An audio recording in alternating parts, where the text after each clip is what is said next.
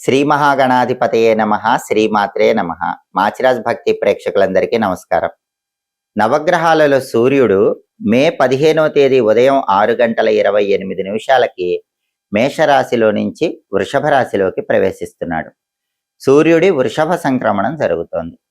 అలా వృషభ రాశిలోకి ప్రవేశించిన సూర్యుడు మళ్ళీ జూన్ 15వ తేదీ మధ్యాహ్నం 12:58 వృషభ రాశిలో నుంచి మిథున రాశిలోకి మారతాడు. అంటే మే 15వ తేదీ ఉదయం 6:28 నుంచి జూన్ 15వ తేదీ మధ్యాహ్నం 12:58 వరకు నవగ్రహాలలో సూర్యుడు వృషభ రాశిలో ఉంటాడు.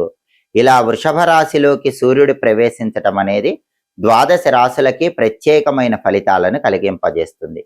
కొన్ని రాశులకి సూర్యుడి వృషభ సంక్రమణం అనుకూల ఫలితాలు కలిగింపజేస్తుంది.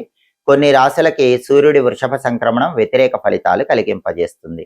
ఏ రాశులకి సూర్యుడి వృషభ సంక్రమణం అనుకూల ఫలితాలు కలిగింపజేస్తుందో, ఏ రాశులకి సూర్యుడి వృషభ సంక్రమణం వ్యతిరేక ఫలితాలు కలిగింపజేస్తుందో, ప్రధానంగా ఏ విషయాలలో ఏ రాశుల వాళ్ళకి సూర్యుడు ఎటువంటి ఫలితాలను కలిగింపజేస్తాడో, ద్వాదశ రాశుల మీద ఈ రవి వృషభ సంక్రమణ ప్రభావం నెల రోజుల పాటు ఏ విధంగా ఉండబోతోందో, ఈ రవి వృషభ సంక్రమణం సంపూర్ణంగా అనుకూల ఫలితాలే ఇవ్వాలంటే ద్వాదశ రాశుల వాళ్ళు పాటించాల్సిన సులభమైన శక్తివంతమైన పరిహారాలు ఏంటో ఈ వీడియోలో మనం తెలుసుకుందాం. తదుపరి కన్యారాశి. కన్యారాశి వాళ్ళకి మే 15వ తేదీ ఉదయం 6:28 సూర్యుడు వృషభ రాశిలోకి రాగానే, సూర్యుడు వృషభ సంక్రమణం జరగగానే కన్యారాశి వాళ్ళకి అది భాగ్యస్థానం 9వ స్థానంలో ఏర్పడుతోంది. కాబట్టి కొన్ని రకాలైన ప్రతికూల పరిస్థితులు కొన్ని విషయాల్లో ఏర్పడతాయి. ఎందుకంటే కన్యారాశి నుంచి చూసుకున్నప్పుడు సూర్యుడు మార్పు జరిగిన వృషభ రాశి, సూర్యుడు వృషభ సంక్రమణం జరిగిన రాశి 9వ రాశి అవుతుంది. 9వ స్థానంలో సూర్యుడు యోగించడని జ్యోతిష శాస్త్ర గ్రంథాల్లో చెప్పారు. కాబట్టి మే 15 నుంచి జూన్ 15 మధ్యలో సూర్యుడి వల్ల, సూర్యుడు 9వ స్థానంలో ఉండటం వల్ల కొన్ని విషయాల్లో కన్యారాశి వాళ్ళకి వ్యతిరేక ఫలితాలు ఉంటాయి. అన్ని విషయాల్లో కాదు, కొన్ని విషయాల్లో ఉంటాయి. ఏ విషయాల్లో 9వ స్థానంలో ఉన్న సూర్యుడు వ్యతిరేక ఫలితాలు ఇస్తాడంటే, 9వ స్థానంలో ఉన్న సూర్యుడు మిత్రులైన వాళ్ళతో అకారణంగా వైరం వచ్చేలాగా చేస్తాడు.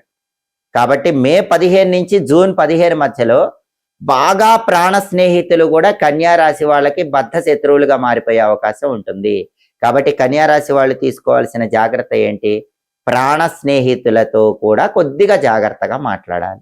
వాళ్ళు శత్రువులు అవ్వకుండా ప్రేమపూర్వకంగా స్నేహపూర్వకంగా మాట్లాడే ప్రయత్నం చేయాలి. లేకపోతే ప్రాణ స్నేహితులే బద్ధ శత్రువులుగా మారిపోయే సమయంగా దీన్ని తప్పకుండా కన్యారాశి వాళ్ళు గుర్తించాలి. అలాగే సహాయం చేసే వాళ్ళను కూడా ఒక్కొక్కసారి కన్యారాశి వాళ్ళు ఈ టైంలో దూరం చేసుకుంటారు. అంటే మీ వెల్ విషర్స్ ఎవరైతే ఉంటారో వాళ్ళు ఏదైనా సలహా చెప్తే దాన్ని పాటించండి.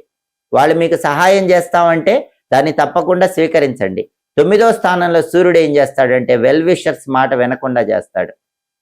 మీ మేలు కోరుకునే వాళ్ళు చేసే పనిని మీరు వ్యతిరేకించేలాగా చేస్తాడు. కాబట్టి మీ మనస్సును స్థిరంగా ఉంచుకొని కన్యారాశి వాళ్ళు మీ వెల్ విషర్స్ని ఫాలో అవ్వండి. వాళ్ళు చేసే సహాయాన్ని స్వీకరించండి. వాళ్ళ మాట తూచా తప్పకుండా పాటించండి. అప్పుడు 9వ స్థానంలో సూర్యుడు ఇచ్చే వ్యతిరేక ఫలితాలు మీ మీద ఎలాంటి ప్రభావాన్ని కలిగింపజేయవు. అలాగే కన్యారాశి వాళ్ళు ఏ పని ప్రారంభించినా సరే ఈ సూర్యుడి వృషభ సంక్రమణం 9వ స్థానంలో ఏర్పడింది కాబట్టి ఆ పనిలో కొద్దిగా విఘ్నాలు వస్తూ ఉంటాయి. విఘ్నాలు రాగానే కన్యారాశి వాళ్ళు ఆ పని విడిచిపెట్టకండి, ఆ పనిని కొనసాగించండి. పట్టుదలతో ఆ పనిని కొనసాగిస్తే ఆ విఘ్నాలు వాటంతటవే తొలగిపోతాయి, అంతిమంగా విజయం వరిస్తుంది. కానీ విఘ్నాలు రాగానే దాన్ని వదిలిపెట్టేలాగా 9వ స్థానంలో సూర్యుడు చేస్తాడు, అపజయాన్ని కలిగింపజేస్తాడు. అటువంటప్పుడే మనోధైర్యంతో స్థిర చిత్తంతో ఆ పనిని ఎన్ని విఘ్నాలు వస్తున్నా ముందుకు తీసుకువెళ్లే ప్రయత్నం గనక కన్యారాశి వాళ్ళు చేసినట్లయితే ఆ విఘ్నాలన్నీ మబ్బులు వీడిపోయినట్లు వీడిపోతాయి, అంతిమంగా మిమ్మల్ని విజయం వరిస్తుంది. కాబట్టి ఈ సూర్యుడి వృషభ సంక్రమణం వల్ల, ఇది 9వ స్థానంలో ఏర్పడటం వల్ల కన్యారాశి వాళ్ళకి స్నేహితులు వెల్ విషర్స్ బద్ధ శత్రువులుగా మారిపోయే అవకాశం ఉంది. కాబట్టి చాలా జాగ్రత్తగా కన్యారాశి వాళ్ళు ఎవరిని దూరం చేసుకోకుండా ప్రాణ స్నేహితులతో జాగ్రత్తగా ఉంటాం. మీ మేలు కోరే వాళ్ళని గుడ్డిగా మీరు ఫాలో అయిపోవటం చేస్తే 9వ స్థానంలో సూర్యుడు ఇచ్చే వ్యతిరేక ఫలితాలన్నీ అధిగమించవచ్చు. పనుల్లో ఆటంకాలు వచ్చినా కొనసాగించడం ద్వారా కార్యసిద్ధిని పొందవచ్చు. దాంతో పాటుగా సూర్యుడికి సంబంధించిన కొన్ని సులభమైన శక్తివంతమైన పరిహారాలు చేసుకుంటే కూడా సూర్యుడు ఇచ్చే వ్యతిరేక ఫలితాలన్నీ అధిగమించవచ్చు. మే 15వ తేదీ ఉదయం 6:28 సూర్యుడు వృషభ రాశిలోకి ప్రవేశించగానే, సూర్యుడి వృషభ సంక్రమణం జరగగానే, ఈ సూర్యుడి వృషభ సంక్రమణం 12 రాశుల్లో కొన్ని రాశులకు అనుకూల ఫలితాలు ఇస్తుంది, కొన్ని రాశులకు వ్యతిరేక ఫలితాలు ఇస్తుంది. మళ్ళీ సూర్యుడు జూన్ 15వ తేదీ మధ్యాహ్నం 12:58 మిథున రాశిలోకి మారే వరకు కూడా ద్వాదశ రాశుల వారికి ఈ ఫలితాలు ఉంటాయి. అంటే మే 15వ తేదీ ఉదయం 6:28 నుంచి జూన్ 15వ తేదీ మధ్యాహ్నం 12:58 వరకు వృషభ రాశిలో ఉన్నటువంటి సూర్యుడు ద్వాదశ రాశుల వారికి అనుకూల ఫలితాలు ఇవ్వాలన్నా, వ్యతిరేక ఫలితాలు తొలగింపజేయాలన్నా సూర్యుడికి సంబంధించిన కొన్ని శక్తివంతమైన పరిహారాలు ద్వాదశ రాశుల వాళ్ళు చేసుకోవాలి. వాటిల్లో మొట్టమొదటి పరిహారం ఏంటంటే, సూర్యుడికి ఈ సమయంలో వచ్చే ఆదివారాలు అర్ఘ్య ప్రదానం చేయటం.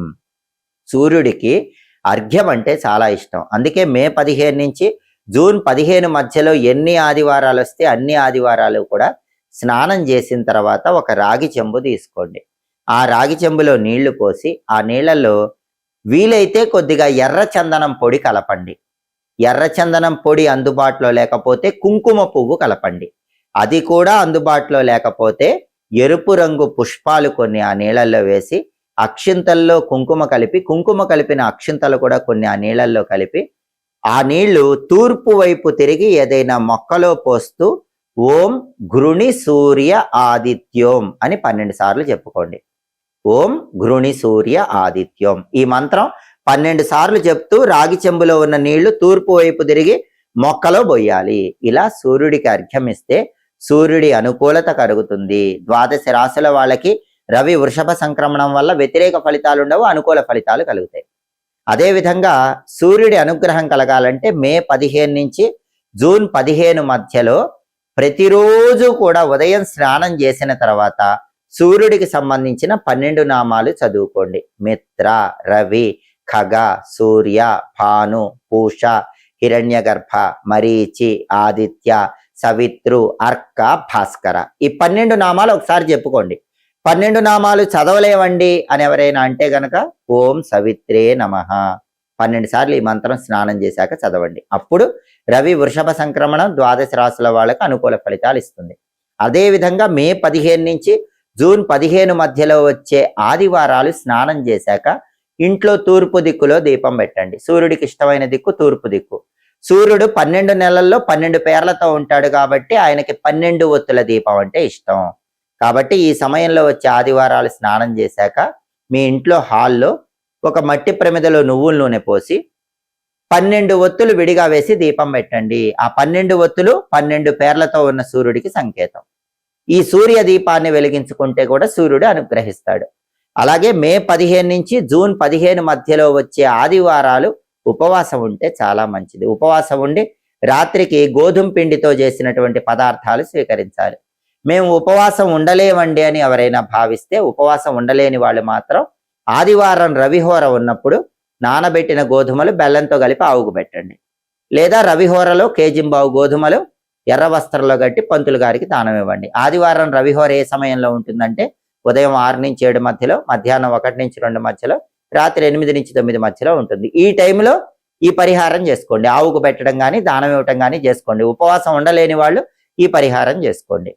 అలాగే అసలు ఎలాంటి పరిహారాలు చేసుకోవటం వీలు కాదని భావించే వాళ్ళైతే గనక మే 15 నుంచి జూన్ 15 మధ్యలో వచ్చే ఆదివారాలు అష్టాక్షరి మంత్రం చదువుకోండి. ఎందుకంటే ప్రతి గ్రహానికి జ్యోతిష శాస్త్రంలో అధిష్టాన దైవాలని ఉంటారు. అధిష్టాన దైవాలను ప్రార్థిస్తే గ్రహం అనుకూలిస్తుంది. సూర్యుడికి అధిష్టాన దైవం విష్ణుమూర్తి.